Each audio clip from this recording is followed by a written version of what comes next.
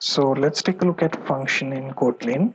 So make sure that you have Kotlin installed. You can check that simply by typing in your command prompt Kotlin c-help.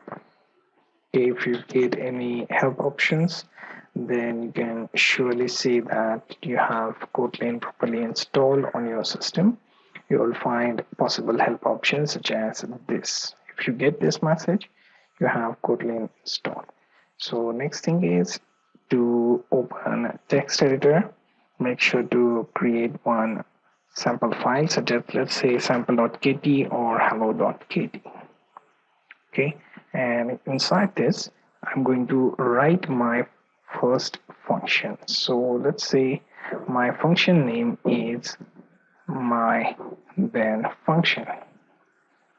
Okay, now inside this all I want to do is print line and say my channel name. Okay, so that's what I want to output on screen when called. So make sure to also include your main function. So one keyword followed by space, then main, and then arguments, and then array. And here you have string.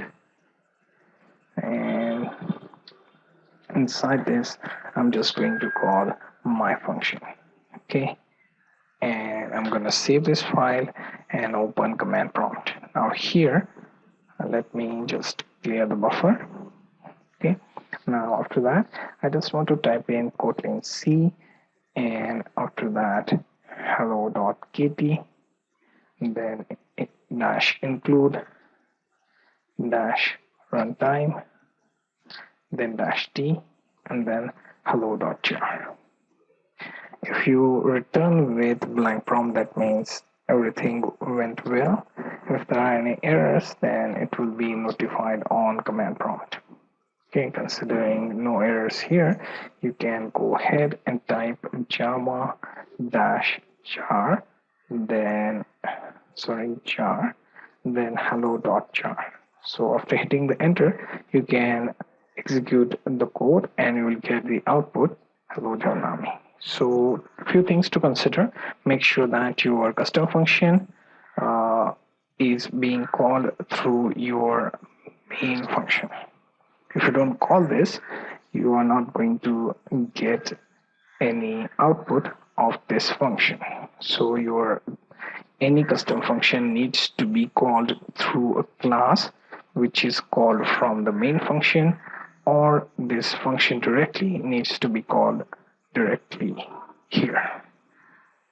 Okay, so this was your typical function in Kotlin, and this function is without any parameters. So we will take a look at function with parameters in another